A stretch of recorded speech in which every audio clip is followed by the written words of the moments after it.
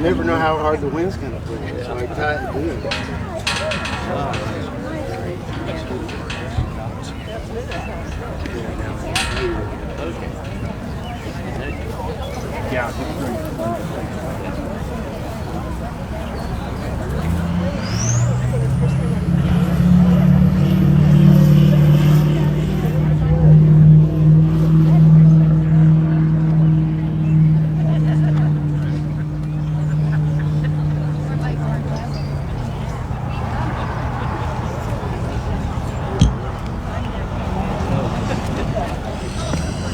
Good morning, everyone.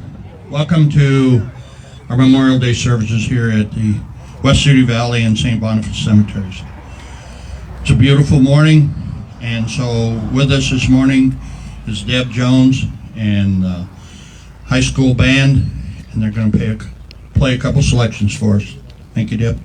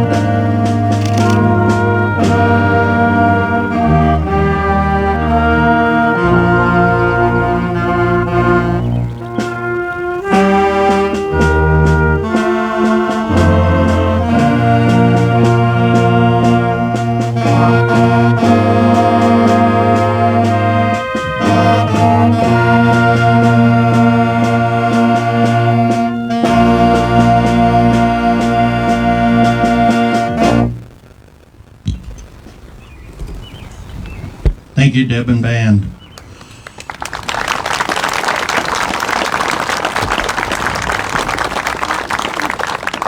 Before we start this morning's program, I would like to especially thank the families of those veterans who made memorials to our organization that allowed us to do the expansion and the flag project out here at the cemetery, and especially those who came out on Saturday the 16th of April and helped us get ready for this day.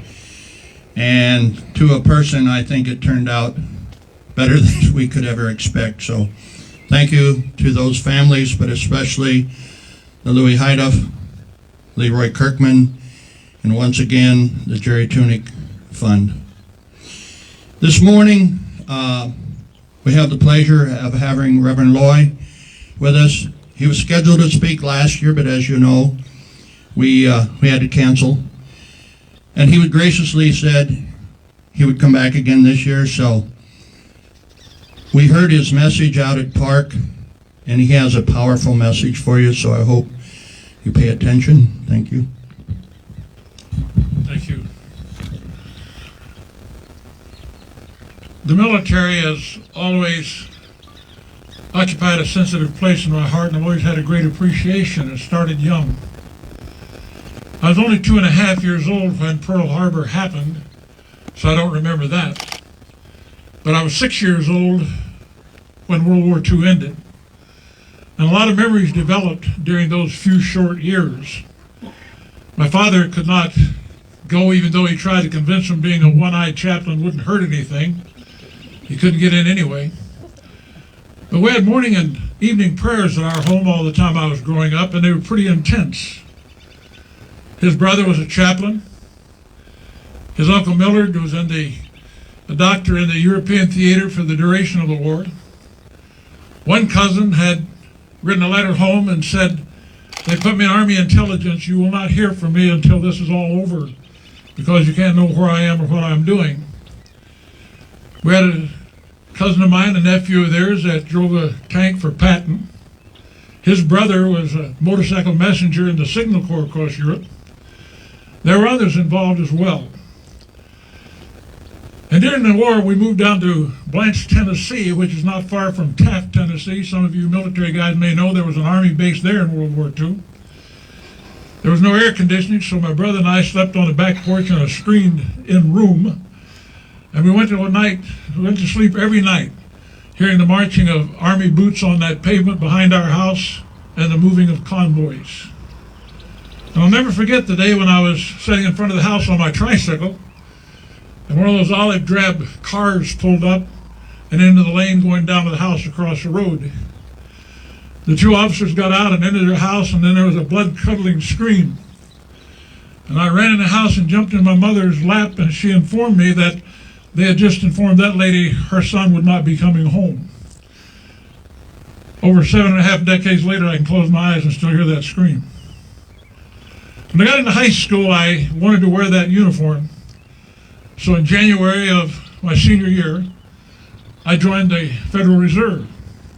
For you military guys, you'll get a kick out of this. My number was FR 16542666. I remember that before I remember my Social Security number, as all of you do your serial numbers as well. I did not go overseas. I was not in harm's way. And I'm very grateful that I got to wear the uniform and have that experience. But I salute every person who did stand in harm's way. They went further than I was able to go. I was in peacetime. And then in 1960, I became a pastor. For the next decade and a half, I would be burying Vietnam veterans. Some died there, some died here, some died at their own hand. And I informed every congregation, every family, every time that happened, these are battlefield casualties, nothing else. That's what did them in. They couldn't carry the burden they'd been left with. It took on another meaning, Memorial Day in 1968. 1967, my wife and I moved to Big Rapids, Michigan.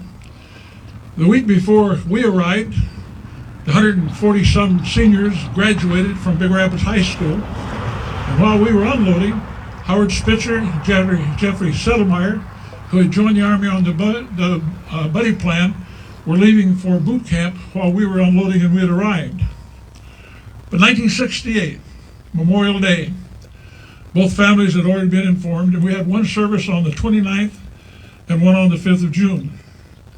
Both of them died on the same battlefield 5 days apart, both of them casualties of landmines, so it was closed casket. We had it in the high school auditorium, both services, because the graduating class in the previous year was there in force with their families. Their families and relatives were there. My parish was there. And because of that sense of loss and degree of loss, that community, hundreds of other people were there as well. What I shared with them that day after walking the floor a lot of nights was you go out to the cemetery and there's a name. There's a birth date. There's a death date. On a lot of tombstones, there's a dash in between. If not, there's a space in between. The two dates are set. They're fact. But all of your life is in that space in between. And I pointed out to them that for Howard and Jeffrey, it was a short dash. Neither of those men got to get married, have children, watch a family grow, share children's activities, buy a home, pursue a career. They never got to do any of that. And so what I wanted to remind everybody there of was this. You're on your dash. You're not to the end of it yet. What are you doing with it? Because when you cross over Jordan and you face these two young men who gave it all before they ever got started, what are you going to say to them? Will you be like most of the masses around us? I used my dash to satisfy myself, to get a lot of fun, to invest, to accumulate. I didn't do a thing to support what you did. Or you live your dash in such a way that you can say, what I did doesn't measure up to what you did, but I did the best I could with what I had. I gave it what I could. Now, this year, the emotion in me jumps up to another level. We're watching things happen that I would have never thought I could watch happen in this country. We have elected officials, I mean elected officials, who publicly say the United States of America has to be overthrown because it represents white supremacy. I thought when I was in high school that was called treason. I didn't know people elected were exempted from that. And the other kind of stuff that's kind of being twisted around. If you're white and you're successful, you're bad somehow. And you owe whatever you got to somebody else. Saturday I met with a Purple Heart guy, you always know him. He's speaking today down in Burwell. We compared notes on what we were going to say today, and for me, we're talking almost exactly the same stuff the same way. When I say that he's white and successful so he needs to lose it, you say you're making that up. No, I'm not. Where you been? They've already drafted legislation and cut checks that the 4% of the minority farmers in America are to be paid 120% of their debt. It's already been done. That means if I'm a minority farmer and I've got $1 million worth of debt, it's paid for and I get a check for $200,000. Who's going to pay for it? My Purple Heart white friends are going to pay for it. You don't get something for nothing. Somebody takes care of it. I don't know about you, but the kind of stuff that's being reversed makes me sick. I'm tired of some spoiled brat athletes playing children's games. You say you couldn't play. I didn't say that. Got nothing to do with it. But they're making multiple millions in the only land that would let them do that for doing what they're doing, and yet they're trying to crucify the nation. I'm not the least bit interested in what LeBron James thinks about anything. If he ever moves out of an $8 million house, fires his 60 servants and starts giving something to his own community, I'd like to listen to him. I'm very interested in anything that Pat Tillman would have to say, and he's not here to say it. You remember Pat Tillman, NFL player, multi-million-dollar contract? 9/11 happened, he left the NFL, went to Afghanistan, and died on the battlefield. That's the guy that gets it. David Robinson, the Admiral, NBA star, naval officer. The minute he retired, he moved to the inner city of Houston. All of his money, all of his time, all of his effort is dedicated to the children of the inner city. I really want to know if he's got anything to say. He's worth listening to. Now, what I want to do with this, we're all on that dash. And I got news for you. The day of the comfort zone is gone. The Christian church in America is being erased. For 10 years, it's been my specialty for a couple of annual conferences to record data. The Christian church is disappearing. My own Methodist denomination is losing 80,000 a year. And in Nebraska, we are 49% of what we were 50 years ago. The church is being erased. Part of the reason it's being erased is because there's a bunch of guys in the pulpit that ought to go get an honest job. So I decided I'm going to do something about that. 82 years old. I started a doctoral program last year because Southeastern University in Lakeland, Florida said I could have some input into some pastors. What about the nation? The comfort days are over. And a lot of you here know that. The guy that called me to speak today, he's a farmer. He's successful, so I know this about him. He has a lot of 16-hour days. And as every farmer knows, there is never a farmer who's successful who ever goes to bed at night saying it's all done. It's never been done. The only way a farmer can sleep that's successful is says, I did the best I could today. But he goes beyond to set all this up. All these guys carrying the guns and flags here, they're all retired people. They've invested. They gave their lives. But they're still giving them. I love this little town. There was an article out not long ago about MEGA, Make America Great Again, and the author said, a lot of people in cities ought to move to the country because we've got it. It's still here. Elgin, Nebraska. A farmer has a problem. You all have a big dinner downtown. And when it comes time for harvest, a whole fleet of combines that got their own work to do still show up there to take care of his. That's who we are. A thing called the bargain box. All the people who work down there have had a life that's full. They still got a life that's full, but they volunteer their time. And our newspaper puts out several $100,000 donated to charity out of this little town. And what they don't process that way, box it up and send it to orphan training and give it one more go around. That's who we are. Folks, this nation is being taken away from us, and for the first time in history from within sometimes. We don't have to let it happen. The minimum response is to come here today and say thanks to the veterans who died for it. But what are we going to say if we sat by the richest nation on the planet Earth and let it slip away? What do we say to them then? And I want to remind you this. I don't care what anybody tells you. People are dying trying to get to the United States, not get away from it. Would somebody explain to you why part of the government wants to change us into all that they're running from to get here? It's not too late. When I was putting this together, I had a phrase on it for 2 or 3 times, and I thought, wait a minute. And the phrase was this. I wanted to quit by saying, if I've offended you today, I'm sorry. I'm not sorry one bit. If you don't get what I'm talking about, maybe something has happened today that will jar you out of that, and you go back to being part of the building process and part of keeping who we are. Time is short. We can still do it. The greatest way of life the world has ever known. Perfect? No. But the only nation ever having in its inception, we're going to try to be perfect for everyone. Let's get at it.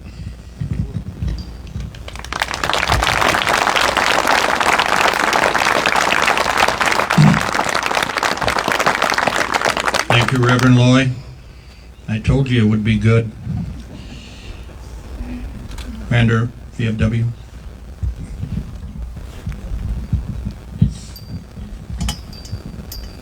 In memory of the heroic dead who have fallen in defense of the United States of America, we place this tribute of our dedication and everlasting remembrance. Madam President of the Auxiliary, to the veterans of foreign wars. On behalf of the Auxiliary, Veterans of Foreign Wars of the United States, I place this emblem of eternity. Its color bespeaks life everlasting, Thus do we immortalize the brave deeds of our soldiers, sailors, and Marines who have given their lives on land, on sea, and in the air.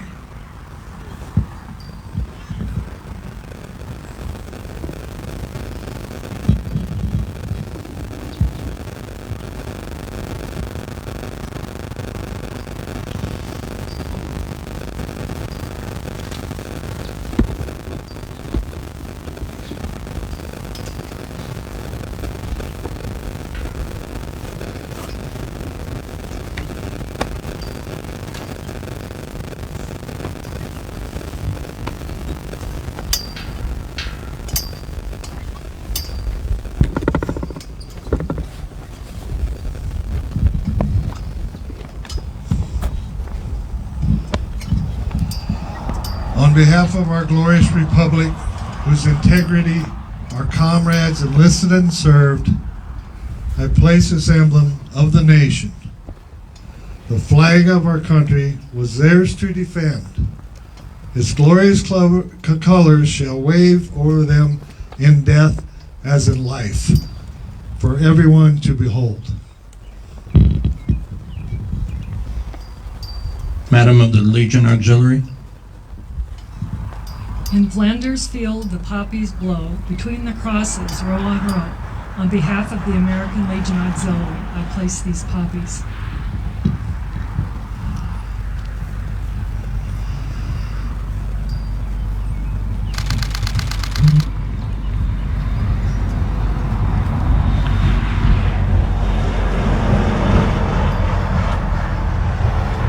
Comrades, attend the memorial prayer. Eternal God, we thank Thee for this hallowed soil. Make us worthy, we pray Thee, to guard our heritage of pride through all the years to come. In memory of these, our dead, may we pledge to our beloved land the same service and the same devotion. And, O Lord, secure to us evermore the peace for which our comrades died. Amen.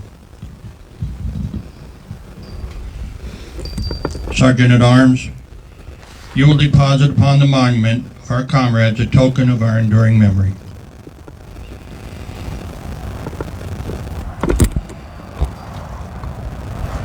The flowers may wither, but the spirit of which they are the symbol will endure until the end of time.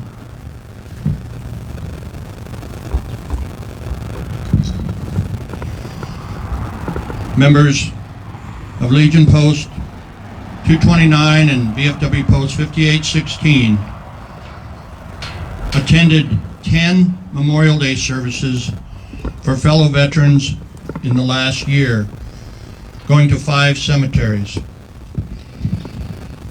Those individuals were Don Kiskovich, Mel Selting, Dave Pelster, Leroy Kirkman, Louis Heiduff, Maynard Shaw, Joe Bilt, George Sprout, Brian Mack, and Larry Bohr.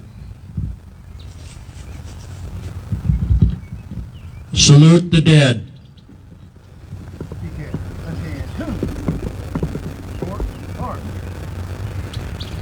Left, right. Ready. Aim. Fire. Aim. Fire. Aim. Fire. Arm. Left, left. Present. Arm.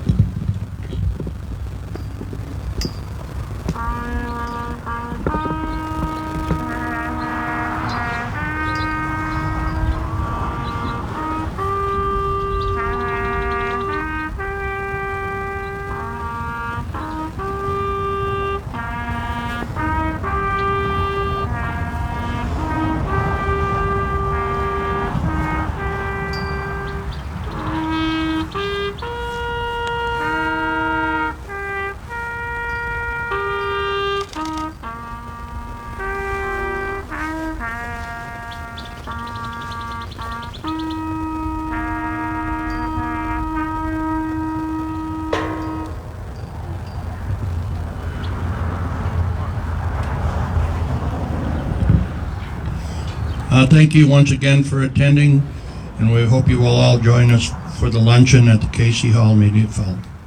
Thank you very much.